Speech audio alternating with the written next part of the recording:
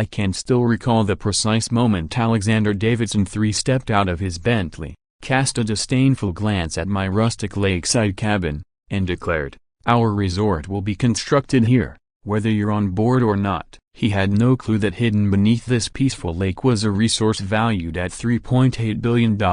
At the time, neither did I. Half a year later, Davidson was marched away in handcuffs before the entire town, while I became the wealthiest individual in county history. Sometimes, even the most influential figures need a costly reminder. Think your local HOA could use a lesson of their own? Drop your thoughts in the comments, and let me know where you're watching from. I'd love to see how far this tale has reached. That morning at Silver Lake had started like any other. Mist curled lazily off the water as I sipped my coffee on the time-worn dock my grandfather had built with his own hands nearly half a century ago. The lake stretched quietly before me, occasionally disturbed by fish darting after their breakfast. This land wasn't just property, it was a legacy, representing 3 generations of Wilson family history. Grandpa had acquired it back when the area was nothing but untamed wilderness. Now, the town of Silverdale had grown up around it, with my 5-acre slice of nature stubbornly resisting the tide of development. After 2 deployments in Afghanistan,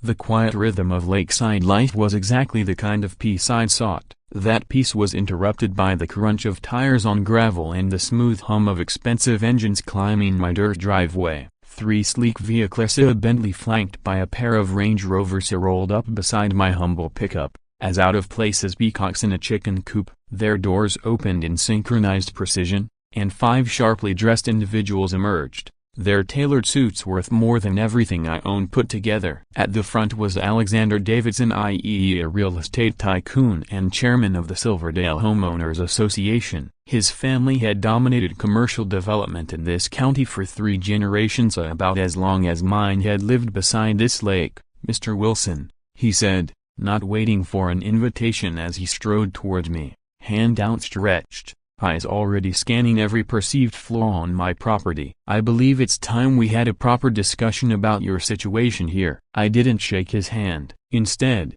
I set my coffee down on the weathered arm of my Adirondack chair and stood up slowly. At 6'2", still in shape from the military, I had a few inches and plenty of muscle on Davidson. I wasn't trying to be intimidating, but I didn't mind when I saw the flicker of unease in his eyes as he looked up to meet mine. "My situation looks just fine, Mr. Davidson," I said calmly. "Coffee's hot, fish are biting, and I wasn't expecting company." His smile didn't fade, but it never touched his eyes. Those stayed cold, calculating like a predator gauging its prey. "Jack, may I call you Jack? Your little homestead is becoming a complication for our community's growth. As I'm sure you're aware, Silver Lake Estates is expanding, and your property now sits within the bounds of our association. The board has unanimously approved an offer to buy your land at twice its appraised value, a generous deal. I'm sure you'll agree." The market value he referred to came from a heavily undervalued assessment his own firm had arranged. Even doubled, the offer was a fraction of what this land was truly worth, especially with what we now know lies beneath the lake. At that point, I had already rejected 3 offers sent by mail. This was Davidson's first time showing up in person. "Not interested," I replied simply, lifting my mug again. His smile tightened slightly. One of his associates, a stern woman with steely gray hair, stepped forward, holding an open leather portfolio. "Perhaps you don't fully understand the scope of this opportunity, Mr. Wilson," she said crisply. "This package includes relocation support, and I understand perfectly," I cut in. "And the answer is still number. This land isn't for sale. Not to your association, not to your developers, not to anyone." Her lips thinned into a tight line as she snapped the folder shut. Davidson's polished Section 8 was beginning to show cracks. His jaw tensed beneath his meticulously groomed salt and pepper beard. "Jack, let me be direct. This area is evolving. Silver Lake Estates represents advancement to high-end homes,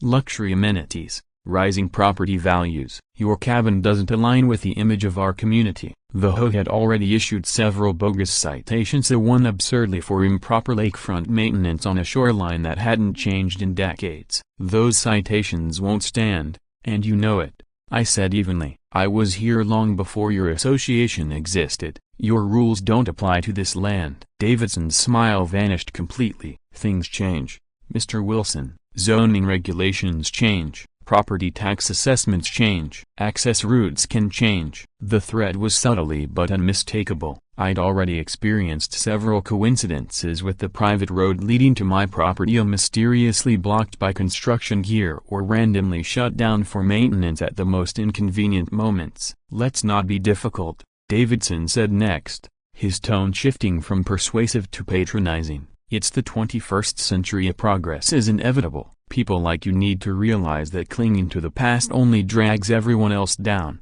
The Silverdale Resort and Golf Club will create jobs, attract tourism, boost tax revenue. Do you really want to be the sole obstacle standing in the way of all that? One of the men standing behind him, clearly young, early 30s at Mazda with the same aristocratic features, was eyeing my property with open disdain. Dad, why are we even wasting time negotiating? This shack should be condemned. One call to the county inspector and that's enough. Jason, Davidson snapped, cutting him off mid-sentence. But the smirk on his son's face made it clear he wasn't being corrected for the thought, only for saying it aloud. I set my mug down again, this time more firmly, the sharp knock against the wood drawing a flinch from the younger Davidson. I think this conversation is over, I said evenly, though my tone had taken on the steel edge that had served me well during my years as a sergeant. My property is not for sale, not today, not tomorrow, not ever. I suggest you all get back in your luxury vehicles and take your resort plans elsewhere. Davidson stared at me for a long moment, then exhaled dramatically like a parent dealing with a stubborn child refusing to eat his dinner. You're making a mistake, Wilson, a very expensive one. He turned to leave but stopped after a few steps, glancing back over his shoulder. That old boathouse is your grandfather's, right? I noticed it extends about 3 feet beyond your property line into the lake,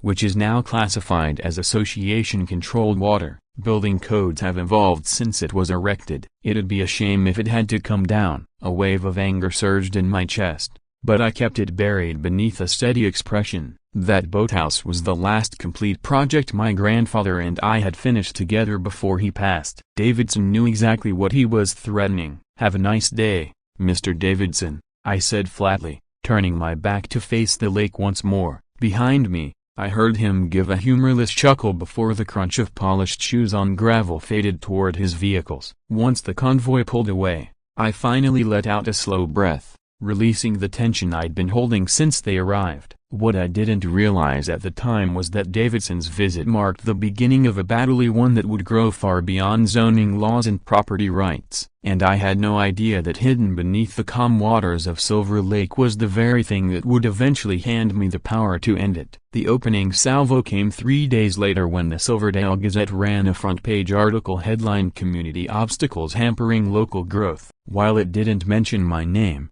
a drone photo of my cabana circled in red left no doubt who the obstacle was. Davidson owned the paper, and this was just his first move. Within a week, I began receiving a flurry of HOA violation notices, each more absurd than the last. Unsightly vegetation referring to cattails that had been growing untouched for decades, or unauthorized paint color on a cabin built long before such restrictions were even invented. Each notice came with a fine. Each fine was higher than the last. It was a financial siege, a Davidson trying to drain me dry, to make holding on to my land too costly to endure. But what he hadn't counted on was my stability. My military pension, along with my freelance work designing security systems, meant I could outlast this assault financially for as long as necessary. What bothered me more than the fines was the isolation that followed. Neighbors who once greeted me with friendly waves now avoided eye contact. The hardware store owner who used to talk fishing every time I stopped by suddenly had no time for small talk. The smear campaign was taking hold. Davidson was turning the community against me. Davidson thinks he's more important than the town's entire future,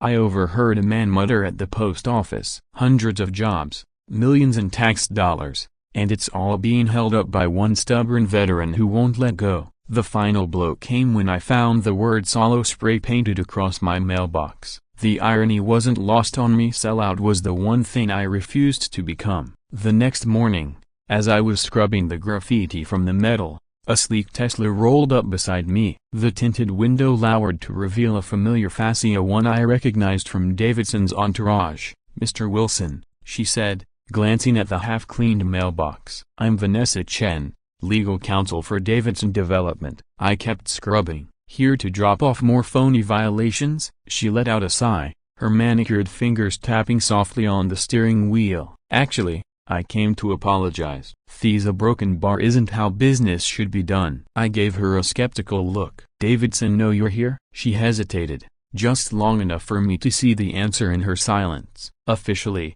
Davidson Development denounces any vandalism or harassment," she said, her words rehearsed. "Unofficially, things are spiraling in a direction I'm not okay with. And today's home meeting, it's going to escalate. They're voting on new bylaw amendments tonight," Vanessa said, her tone edged with tension. "Specifically crafted to target properties like yours." I straightened up. "I'm not part of their HOA.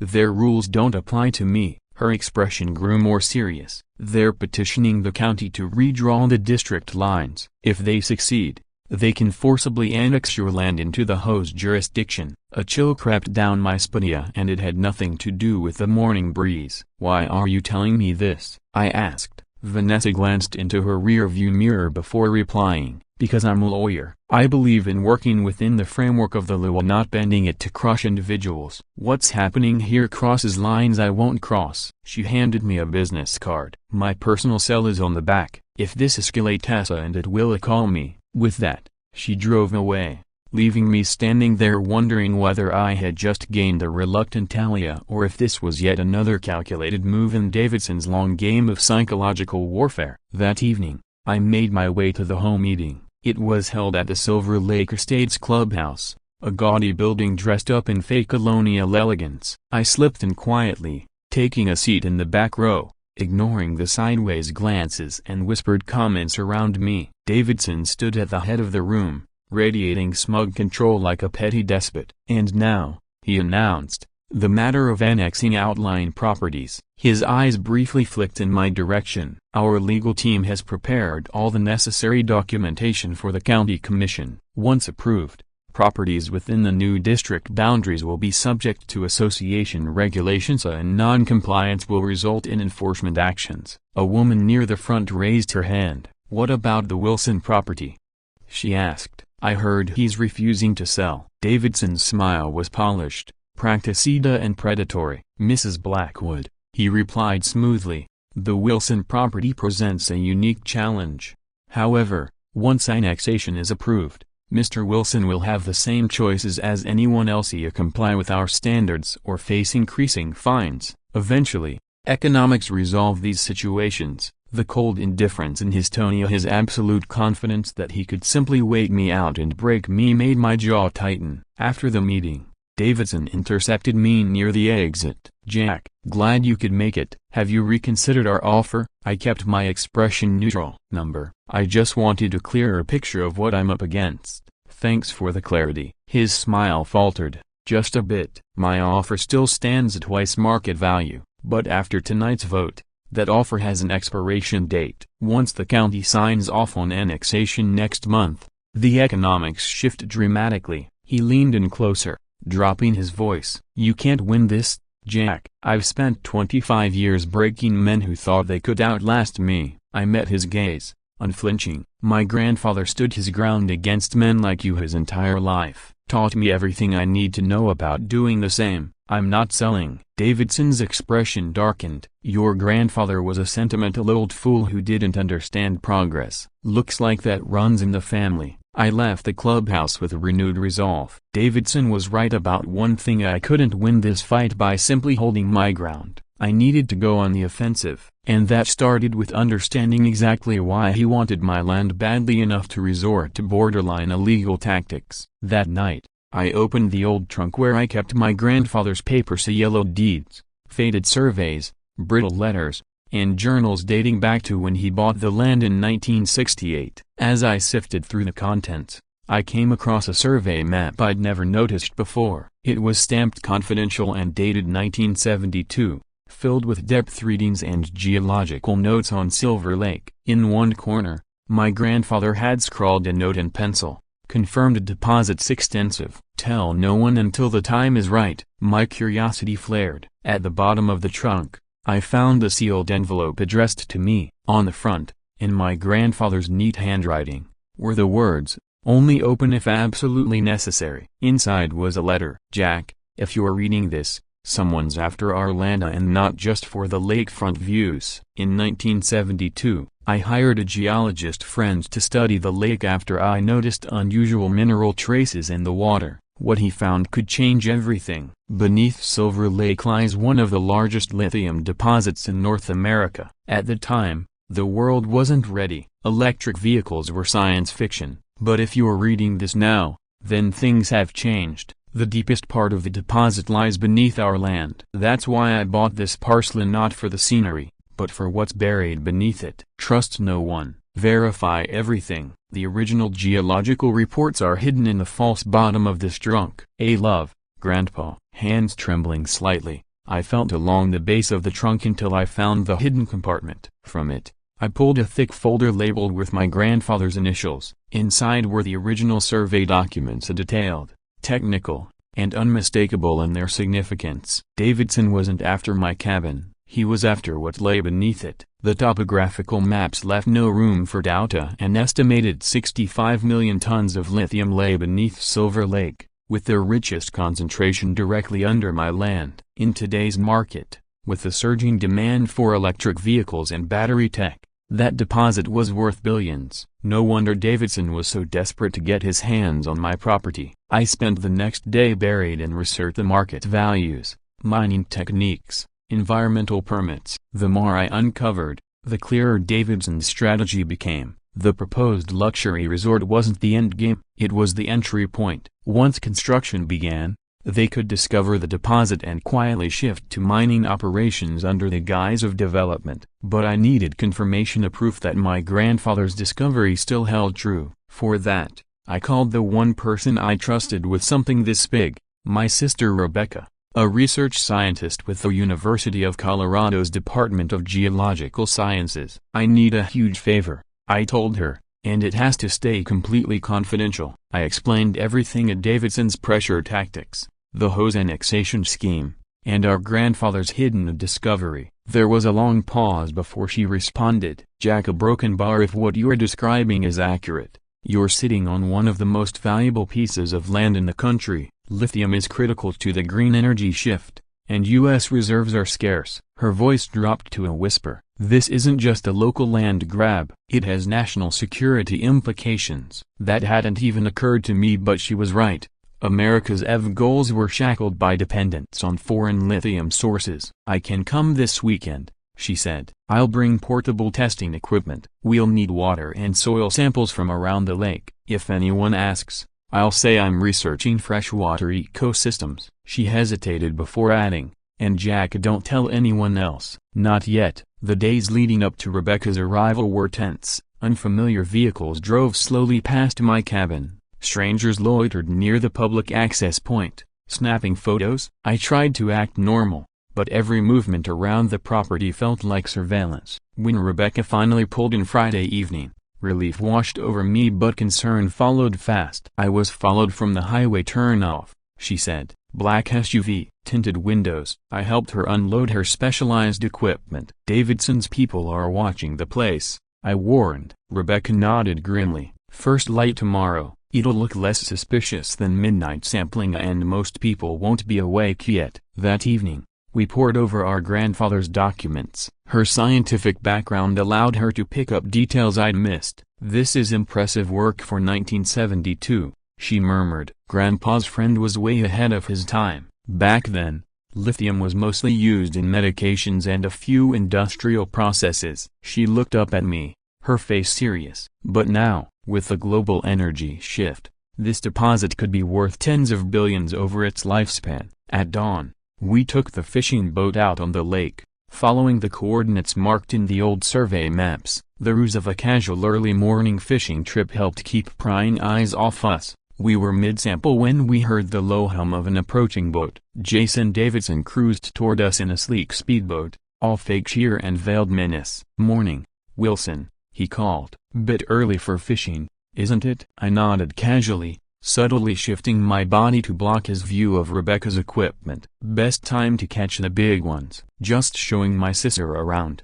Jason's eyes lingered on Rebecca, who was calmly slipping a sample tube into her backpack. Funny, he said. My father was just saying we should start some water quality testing. You know, environmental impact studies for the resort. The way he emphasized environmental impact left no doubt that this wasn't a coincidence. That what you're doing out here? He asked. Testing the water? Rebecca didn't miss a beat. I'm a biologist, she said smoothly, studying freshwater ecosystems for my research at Duck Boulder. Jason didn't look convinced. Well, that's interesting. My dad's curious why the Wilsons are so protective of this old pond. He revved the engine. We'll see about that. Wilson, everyone has a price. By mid-morning, we had all the samples we needed. Back at the cabin, Rebecca set up her portable testing gear and began the preliminary analysis. Jack, she said finally, eyes wide, these readings are off the charts. The lithium concentrations are higher than almost any naturally occurring source I've ever seen. My heart pounded. So Grandpa wasn't exaggerating. This is world class. Based on his original surveys and what I just found, you're looking at a conservative estimate of $3.5 billion in extractable lithium using today's tech. The number hit me like a punch to the chest. He must know, I said. Or at least suspect. That's why Davidson's pushing so hard and so recklessly. As if on cue, my phone rang. It was Vanessa Chen. I answered on speaker so Rebecca could hear. Mr. Wilson.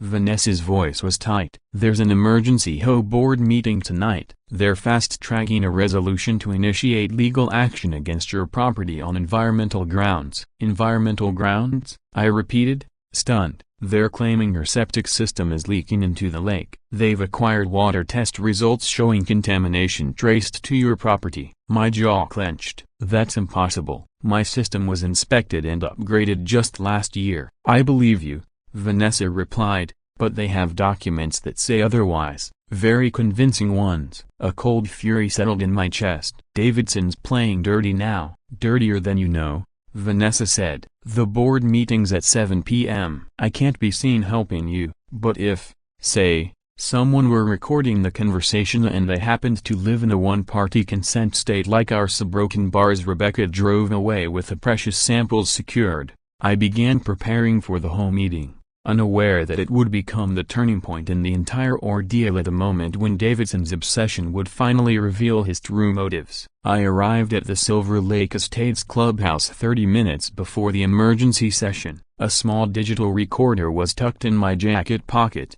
and my phone's recording app was running as a backup. The parking lot was packed with luxury cars. This wasn't a typical HOA gathering. It was a show of force. Davidson's inner circle, assembled to deliver what they believed would be the final blow in their campaign against me. I took a seat in the back corner. The room resembled a tribunal, Davidson at the center of an elevated table, flanked by 6 board members. Before him sat a stack of official-looking documents. Behind them, a large display featured maps of my property, colorful charts, and so-called scientific diagrams tracing alleged contamination from my land into the lake. It was all a carefully staged performance designed to give credibility to what I knew was an outright lie. This emergency session of the Silver Lake Estates Homeowners Association Board is now called to order, Davidson announced precisely at 7 p.m. We're facing an urgent environmental threat that demands immediate action to protect our community and its natural resources. For the next 20 minutes, Davidson put on a masterclass in manipulation. He introduced so-called independent environmental experts who presented fabricated data with slick charts and layers of technical jargon. It was meant to overwhelm, to intimidate, and above all, to convince. I said nothing. I recorded everything. When the floor opened for questions, it was clearly pre-scripted. Board members asked softball questions, prompting the experts to double down on the most damning yet fabricated of findings. Then Davidson turned to me, feigning surprise. Mr. Wilson, he said, as if he'd only just noticed me, I didn't expect you to attend. Since this issue directly concerns your property, perhaps you'd like to address the board? All eyes turned toward me. I stood slowly, feeling the pressure of every gaze in the room. Davidson expected a breakdown, an angry outburst that would make me look defensive or unstable next to his polished experts. Instead, I smiled. "Thank you, Mr. Davidson. I appreciate the opportunity to speak. First, I'd like to inform everyone that I'm recording this meeting, which is my legal right in this state." A murmur rippled through the room. Davidson's confident expression faltered for just a moment.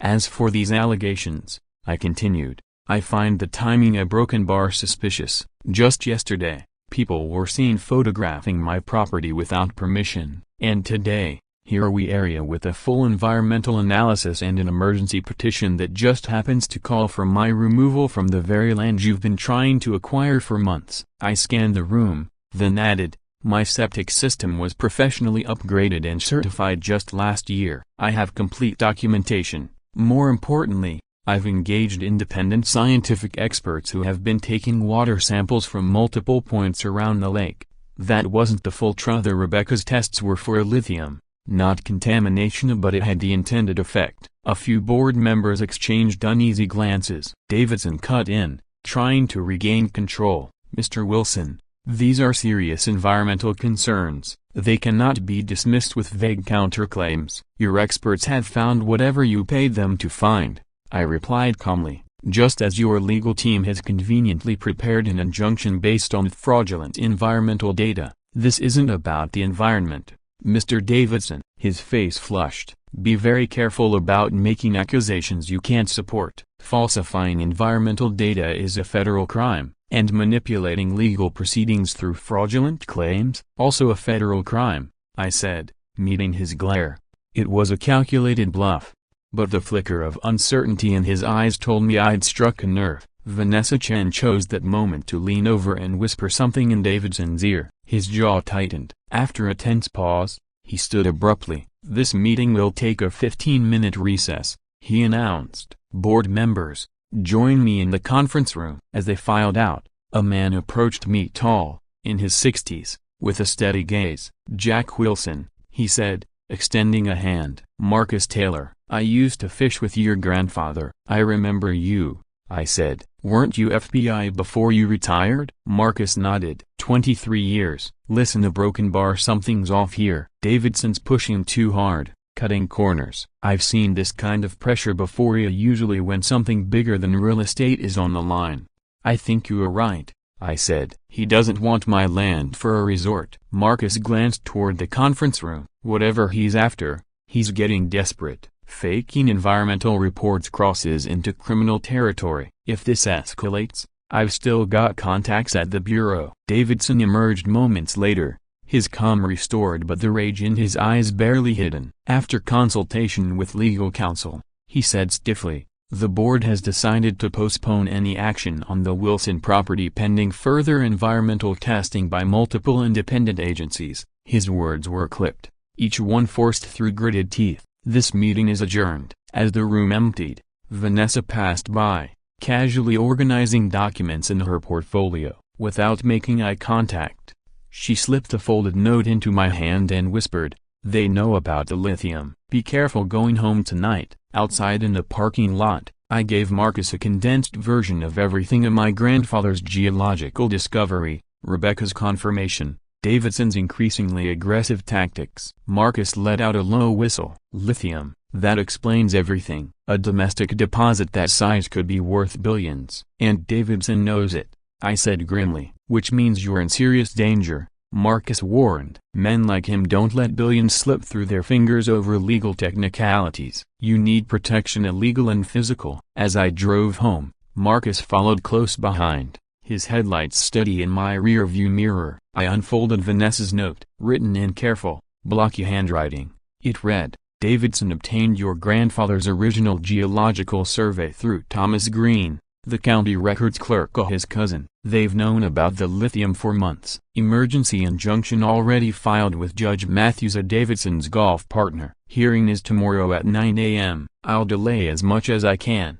Get legal representation immediately." The puzzle pieces were falling into place. Davidson's obsession, the false environmental reports, The rush to get me off my land, it all made sense now. What began as a local land dispute had spiraled into a billion-dollar battle over mineral rights, and tomorrow morning, in a courtroom presided over by Davidson's golf buddy, my future would be on the line. Davidson had filed to remove me from my land based entirely on fabricated environmental claims. What he didn't know was that he was no longer up against a lone landowner, he was up against someone trained in real strategy, forged in actual conflict. And now, I held the most powerful weapon of all, the truth about what lay beneath Silver Lake. I arrived at the county courthouse 15 minutes before the 9 a.m. hearing, flanked by two unexpected allies. On one side, Marcus Taylor, a former FBI agent, calm and watchful. On the other, Elizabeth Cartera, a seasoned silver-held attorney and my grandfather's longtime legal advisor. She'd driven 3 hours through the night after Marcus called her,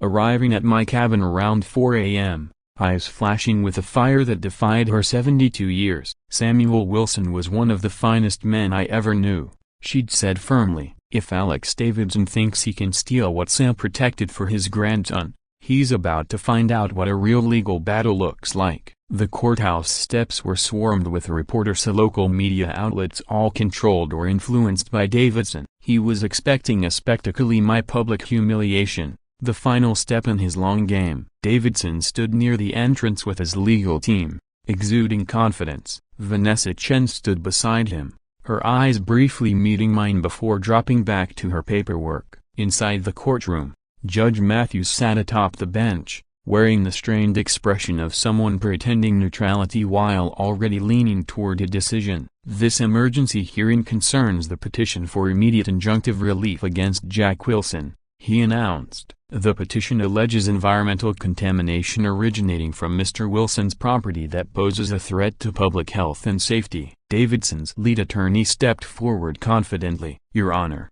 we've submitted comprehensive documentation from multiple environmental specialists. Their findings confirm dangerous contamination levels caused by Mr. Wilson's outdated septic system and urgent risk to Silver Lake's ecosystem and its residents. He handed the judge a thick binder of the same fraudulent reports presented at the HOA meeting, now repackaged in legal terms. When our turn came, Elizabeth rose with the calm assurance of a woman who had been outmaneuvering men like Davidson for half a century. Your Honor, she began, before we even address these fabricated environmental allegations, I'd like to enter into evidence a documented pattern of harassment, intimidation, and now attempted fraud committed by Mr. Davidson and his associates against my client. She placed her own binder on the table. Inside were records of bogus HOA violations, proof of road access being illegally blocked, slanderous newspaper articles, and an affidavit from Rebecca confirming that her water testing showed no evidence of the contamination Davidson claimed. Elizabeth continued,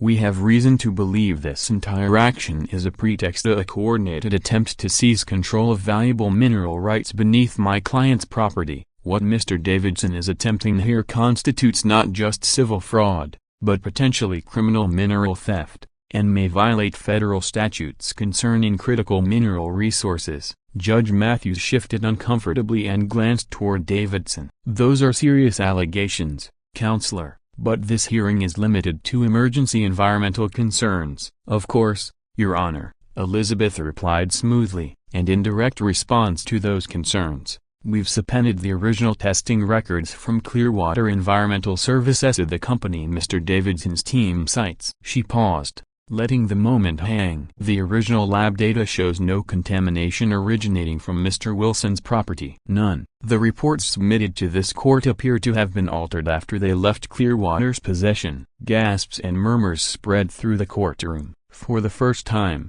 Judge Matthews looked genuinely unsettled. You have evidence these reports were tampered with? He asked. Yes, Your Honor. The lab technician who performed the original tests is here, ready to testify. He will confirm that the results in Mr. Davidson's filings do not match the data he submitted. Additionally, we've filed a formal complaint with the EPA for falsification of environmental records, an action that immediately triggers a federal investigation. It was a masterstroke. While we didn't yet have ironclad proof, the threat of federal oversight and criminal penalties was enough to rattle even the most confident fraudster. Judge Matthews looked pale now, clearly rethinking his position. After a long pause, he spoke. In light of these disturbing allegations, this court cannot issue an emergency injunction at this time. I am ordering independent testing to be conducted by the State Department of Environmental Protection. No further action will be taken until those results are available. He banged the gavel. This hearing is adjourned. Davidson stood abruptly, his face stormy with rage, and stalked out of the courtroom without so much as a glance in our direction. Back at the cabin, Elizabeth, Marcus, and I gathered around the kitchen table, exhausted but focused. "We've won the first battle," Elizabeth said, setting her briefcase down, "but don't expect Davidson to quit. That lithium deposit is worth too much." And she was right. Davidson had played his cards too boldly, too desperately. But men like him don't fold. They escalate. Marcus nodded grimly. "If anything, this'll only make him more dangerous." "Men like Davidson don't take public defeat well." "So what's our next move?" I asked. Elizabeth's eyes gleamed. "Now you're thinking like your grandfather. Sam always believed the best defense was a devastating offense." She opened her briefcase and pulled out a folder. "I've been digging into Davidson Development's finances, and it's worse than they let on. Their public image is polished, but internally, they're struggling. The Silver Lake Resort wasn't just a big projecta, it was their lifeline, a last-ditch effort to restore cash flow and salvage their credit rating." Marcus leaned forward, sensing the angle. "So this isn't just about profit. Davidson needs the lithium to survive." "Exactly," Elizabeth said. "He's staked everything on this. He's made personal guarantees on the loans, even pledged family assets as collateral. If the resort fails, Davidson loses everything." As we discussed strategy, my phone buzzed with a message from Vanessa. "Davidson meeting with Thomas Green and Jason at Lake Property tomorrow. 6 a.m. Planning something. We'll try to find out more." The name Thomas Green caught my attention. He was the county records clerk who had leaked my grandfather's geological surveys to Davidson. His involvement confirmed that whatever was coming, it was serious. "We need to be ready," I said, "and strike before they can act." Marcus narrowed his eyes, considering. "What if we bring in the heavy hitters?" "The federal government's been scrambling to secure domestic lithium sources. Under the Defense Production Act, they can classify critical mineral sites as strategic assets." Elizabeth nodded slowly. "If we notify the right federal agency along with evidence of Davidson's fraud, we can bypass the local corruption entirely." "Exactly," I said. "Expose the scam and trigger protection at the national level." The next morning, a thick mist drifted over Silver Lake, perfect for what we had planned. Based on Vanessa's tip, Marcus and I set up at the public boat launch across the lake, armed with binoculars and a parabolic microphone, one of the many tools in Marcus's old surveillance kit. At 5:55 a.m., two vehicles pulled into the small county-owned park near my property. Thomas Green's mud-spattered pickup, followed by Jason Davidson's black Range Rover. Moments later, Alexander Davidson himself arrived in his Bentley. The stillness of the lake and the angle of sound worked in our favor. Thanks to the parabolic mic, we could hear every word. "The injunction was a temporary setback," Davidson was saying, "but Green's found us another route out through the County Water Authority." Thomas Green looked nervous as he tugged at his county-issued jacket. "The lake's been unusually high this spring. The Water Authority has authority to issue emergency drawdowns to prevent flooding. We can order a partial drain enough to expose the northern shoreline for a assessment and reinforcement of critical areas." Davidson smiled, sharp and cold. "And while conducting this vital environmental protection, your crew would naturally collect soil samples." "Which would just happen," Jason said dryly, "to confirm the lithium deposit, officially." "But Wilson still controls access," Jason added, skeptical. "Even if the county confirms the deposit, we can't extract without crossing his land." "That's phase 2, Davidson replied. "Once the deposit is documented, its national strategic value becomes undeniable. I've already spoken to Senator Blackwood. With the right campaign contributions, he's prepared to support eminent domain proceedings under national security grounds." Green shifted uneasily. "Alexa broken bar falsifying environmental data is one thing, but misusing eminent domain? That's federal heat." Davidson waved it off. "By the time anyone asks questions, we'll have the extraction rights. Everything on paper will look clean." When they left, Marcus and I had recorded everything, every damning word, their fraudulent plans,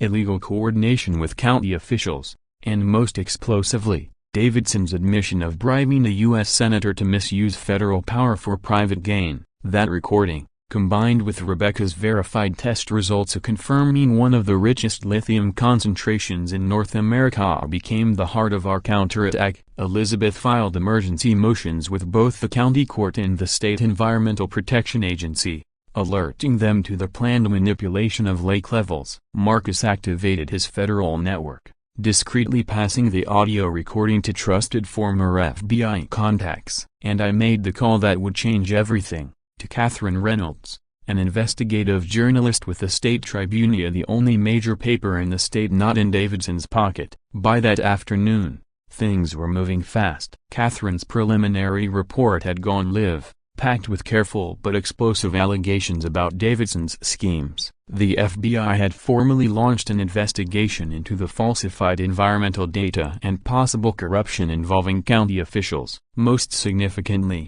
Rebecca had managed to secure an emergency meeting with representatives from the Department of Energy's Critical Minerals Division. They were flying in the next morning to assess the national security implications of the find. We arrived at the courthouse as a team: Elizabeth, Marcus, Rebecca and now Vanessa Chen, who had officially resigned from Davidson Development and joined our side. Outside, reporters surged toward us, shouting questions about the lithium discovery. National headlines were already calling it the most important domestic mineral find of the decade. Inside, I took my seat at the main table, across from Alexander Davidson. The transformation was staggering.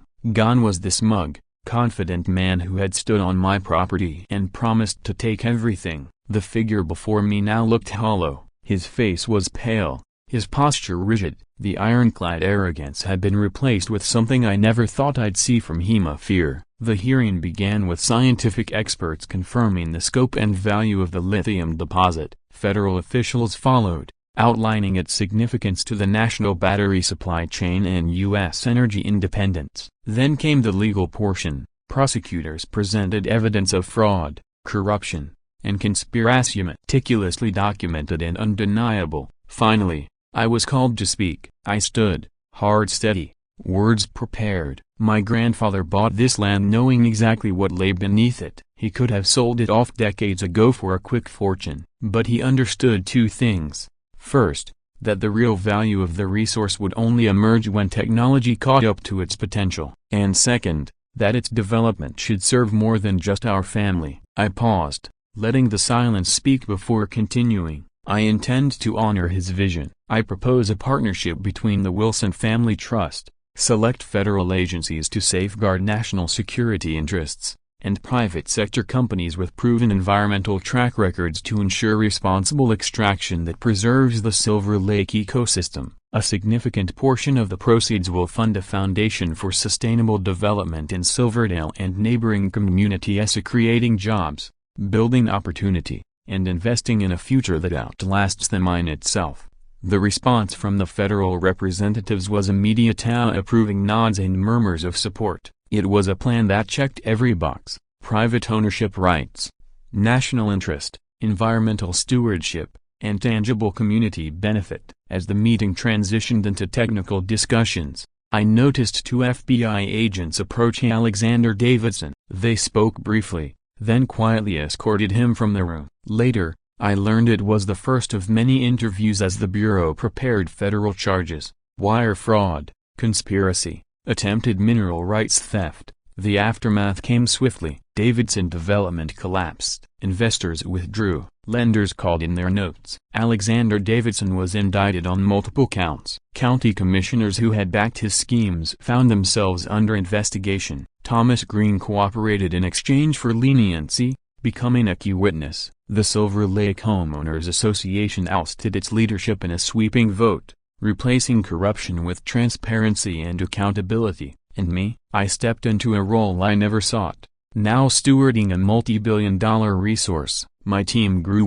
Elizabeth, Marcus, Rebecca, and Vanessa Chen, who officially joined as legal counsel after resigning from Davidson Development. Surprisingly, Jason Davidson came on board as well. Separated from his father's shadow, his insights into development and logistics proved invaluable. Most importantly, the lithium beneath Silver Lake was now being tapped through an unprecedented partnership model balancing innovation with responsibility. It created hundreds of jobs, funded new infrastructure, and contributed to America's energy independence while employing leading-edge extraction technology that left the ecosystem untouched. The luxury resort Davidson had envisioned, it was never built. In its place, on land I donated, rose a research center dedicated to battery innovation and sustainable mining practices. A year later, I stood barefoot on my grandfather's dock, a mug of coffee warming my hands as morning mist rolled off the lake. The scene was peaceful but profoundly changed. The lake was still, tranquil, but just beyond the northern shore, a near-invisible extraction facility operated silently and cleanly, a proof that progress and preservation could coexist. The cabin remained immodestly updated, despite the wealth flowing into the Wilson Environmental Trust. I'd kept things simple, true to my grandfather's legacy, stewardship over showmanship. Morning, boss. Admiring the view, Vanessa Chen joined me, tablet in hand. The Department of Energy is thrilled. 17% above projected output. Zero ecological impact. I nodded. Community fund? 37 businesses launched. Unemployment's at 3.2%. Lowest in the state. Marcus approached with Jason Davidson, who added, groundwater quality is improving. We're exceeding regulatory standards. Marcus gave a rare smile. No espionage attempts in 2 months. I'd say that's a record. Inside, Elizabeth and Rebecca reviewed documents at the old porch table. The Mining Responsibility Act passed,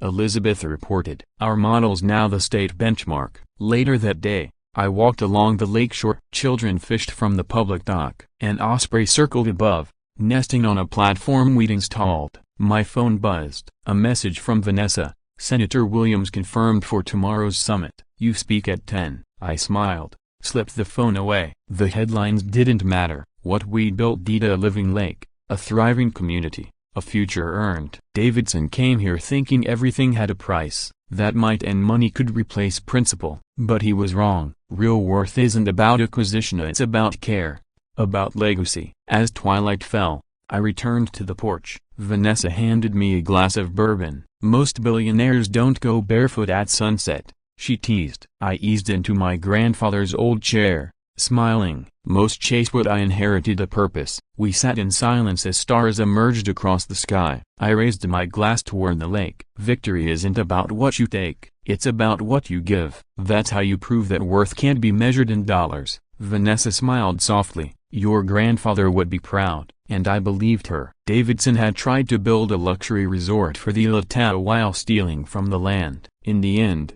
his greed sparked a transformation he never imagined. A new model of progress built on ethics, ecology, and community. I had defended my family's land, but what grew from that defense stretched far beyond it. As Silver Lake shimmered beneath the stars, I knew this wasn't the end. It was just the beginning of something that might truly last. Still processing everything that just happened? Yeah, us too. Hit subscribe and join us next time as we unravel more madness with Ya Stories.